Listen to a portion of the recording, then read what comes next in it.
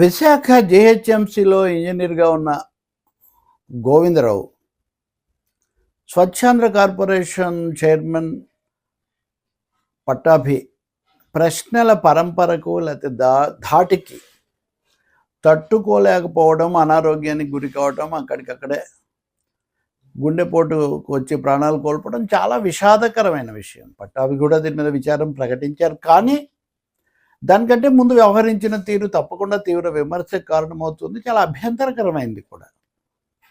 కార్మిక సంఘాలు లేకపోతే సిఐటియు లాంటివి వాళ్ళందరూ కూడా ఖండిస్తున్నారు దీన్ని. ఎందుకంటే డంపింగ్ యార్డ్ బాగాలేదని ఆయన ప్రశ్నించారు, ప్రశ్నలు వేస్తున్నారు. ఆ ఎస్సీ చెప్తుంటే ఈయన చాలా మామూలుగానే పట్టాభి చాలా గట్టిగా మాట్లాడతారు. నాకు ఎప్పటి నుంచో తెలుసు, ఒక పుష్కర కాలం, మా 10 టీవీ కాలం నుంచి. అప్పుడు ఇంకా ఆయన పెరుగుతున్న దశ. ఆయన ఆగ్రహాన్ని ప్రతి సందర్భంలో ఒకటే ప్రదర్శించడం కాదు, హెచ్చుతగ్గులు ఉండాలని కూడా అప్పుడప్పుడు నేను సూచనలు చేసేవాడిని. మనకంటే పై వాళ్ళ మీద దగ్గర మాట్లాడడం ఒక తీరు, కనుక మనకంటే మన ముందు నిలబడిన వాళ్ళ దగ్గర, లేకపోతే మనంత ముందు ఎదిరించలేని వాళ్ళ దగ్గర, అది మీడియా దగ్గర ఒక పరిధి మించి మనం ఆవేశపడిపోతే అవతల వాళ్ళు ఒక విధంగా, కొంతమంది వాళ్ళ స్వభావాన్ని బట్టి, వాళ్ళ వయస్సును బట్టి, ఆరోగ్యాన్ని బట్టి ఒత్తిడికి గురవుతారు.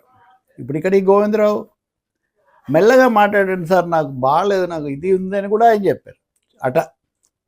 చెప్పిన తర్వాత కూడా ఇంకా ఆయన ఆవేశంగా ప్రశ్నలు వేశారు. ఆ డంపింగ్ యార్డ్ అక్కడి నుంచి మారుస్తున్నాము, ఈ మధ్యలో ఈ దశలో ఇట్లాంటిది వచ్చింది ఆయన ఏదో చెప్పారు. ఇంకా ఏం చెప్పారని వివరాలు చాలా ఉండొచ్చు, కొంచెం సమస్య కూడా ఉండొచ్చు. కానీ దాని అర్థం ఒక్కసారిగా ఆయన బాగలేదు, ఒక వయస్సు ఎక్కువగా ఉన్న ఒక మనిషి అనారోగ్యం అని చెప్పి ఒక విధంగా అప్పటికప్పుడు ఇబ్బంది పడిన, ఒత్తిడికి గురైంది కనిపిస్తుంటే కూడా దాని అందరితో ముగిస్తారు ఎవరైనా. కానీ కనీసం మనము విఘ్నత, సంయమనం ప్రదర్శించాలి, తర్వాత చూద్దాం అనాలి, లేదా వేరే వాళ్ళని ప్రశ్నలు వేయాలి, ముందు వాతావరణాన్ని తేలికపరచాలి, ఇవన్నీ జరపాలి.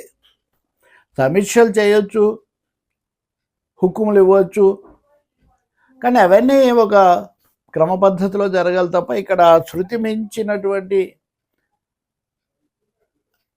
ప్రశ్నల వర్షము ఉక్కిరి బిక్కిరి అయిపోవటంతో ఇది జరిగింది. అయిన తర్వాత ఈయన కూడా విచారణ వ్యక్తం చేసేటంటారు. కానీ అక్కడ కార్మికులు, ఉద్యోగులు, జిహెచ్ఎంసీ సిబ్బంది వీళ్ళంతా తీవ్రమైన బాధకు, నిరసనకు ఇప్పుడు దిగుతున్నారు. ఏంటి చెప్తుంటే కూడా వినకుండా ఇలా చేశారు అని. ఈ పర్ఫార్మెన్స్ చేయడం ఎప్పుడు మంచిదే, కానీ performance politics or performance display అన్నది ఈ సోషల్ మీడియా వల్ల కావచ్చు, లేకపోతే ప్రతిదీ ప్రత్యక్ష ప్రసారాల వల్ల కావచ్చు, తర్వాత ఇది ఎలా ఉంటుంది ఇదేదో తమకు అనుకోవటం వల్ల కావచ్చు, ఈ ధోరణులు పెరుగుతున్నాయి. నేను ఆయన ఒక్కడిని చెప్పట్లేదు, జనరల్ సాధారణంగా పెరుగుతున్నాయి. వాడే పరిభాష కానీ, తిట్టడం కానీ, ఎదురు వాళ్ళని దబాయించడం కానీ, తమ వాగ్ధాటిని చూపించడం కానీ, ఇవన్నీ నెట్ రియల్ టైం ప్రభావం చూపించవు. కానీ కొన్ని సందర్భాల్లో ఇలాంటి విషాదాలకే దారితీస్తూ ఉంటాయి.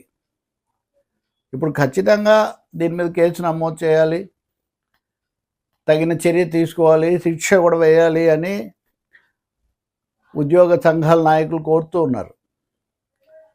సరే, ప్రతిపక్షంగా ఉన్న వైసీపీ నాయకులు అయితే దీని మీద తీవ్రంగా ధ్వజం ఎత్తుతున్నారు. సరే, మనం రేపు చూస్తాము, వెంటనే మీ హయాంలో అది జరిగిందని వీళ్ళు చెప్తారు. ఇలా ఒకరినొకరు అనుకోవటం. సరే, ముందు అక్కడ జరిగింది ఏంటి?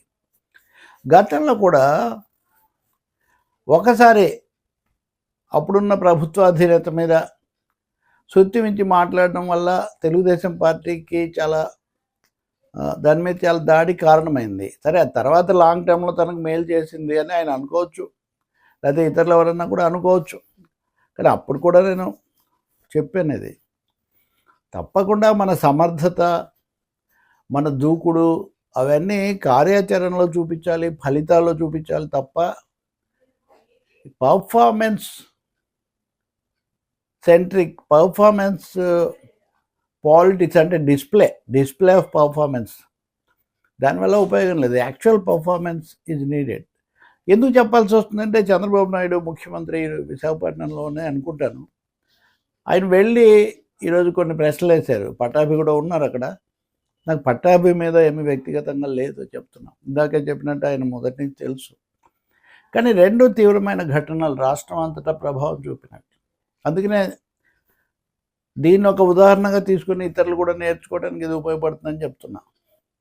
ఇక్కడ పైగా ఒక ఇది కూడా ఉంది, ప్రాణం పోయిన ఘటన కూడా, అనారోగ్యం కూడా ఉండొచ్చు.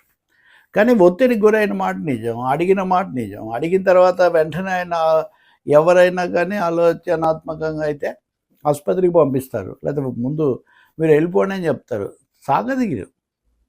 ఇంతకీ ఈరోజు చంద్రబాబు నాయుడు మీరు నిధులు ఎన్ని తెచ్చారు, ఆయన ఆ రోజు కూడా చెప్పారు స్వచ్ఛంద్ర కార్పొరేషన్ అన్నప్పుడు దీని ద్వారా మోదీ స్వచ్ఛ భారత్ అంటుంటారు కాబట్టి బాగా నిధులు తేవచ్చు అని. చంద్రబాబు ఎక్కువగా ఈ అంశం నొక్కి చెప్తుంటారు కదా, ఆ రోజు కూడా చెప్పారు. మీరు ఎన్ని తెచ్చారు అని అడుగుతున్నారు ఈరోజు ఆయన ఆ ప్రారంభోత్సవ కార్యక్రమం ఏదో చేశాక. మీరు ఉన్నవి ఖర్చు పెట్టి శాచురేషన్ కోసం వెళ్తే మీరు అప్పుడు నిధులు తేవచ్చు, ఊరికే చెప్పడం కాదు, పట్టాభి కూడా అంతే, ఊరికే ఉపన్యాసాలు ఇస్తుంటారు అని ఒక మాట. అంటే చంద్రబాబు నాయుడు తన అసంతృప్తిని ఏదో ఒక విధంగా వ్యక్తం చేయడానికి దీన్ని ఎంచుకున్నారు. మిగతా వాళ్ళు అన్నారు అంటే పోనీ కార్మిక సంఘాలు, వామపక్షాల నాయకులు అక్కడ జరిగింది బాగలేదు తప్పని వాళ్ళు ఖండించవచ్చు, రాజకీయంగా వైసీపీ ఖండించవచ్చు. కానీ చంద్రబాబు కూడా ఎంతో కొంత విడగొట్టుకోక తప్పని పరిస్థితి వచ్చింది కదా. ఇది పట్టాభికే కాదు, అత్యుత్సాహంతో శృతి మించే వ్యవహరించిన ఫలితాలు ఎలా ఉంటాయో ఈ ఘటన మనకు తెలియజేస్తూ ఉంది.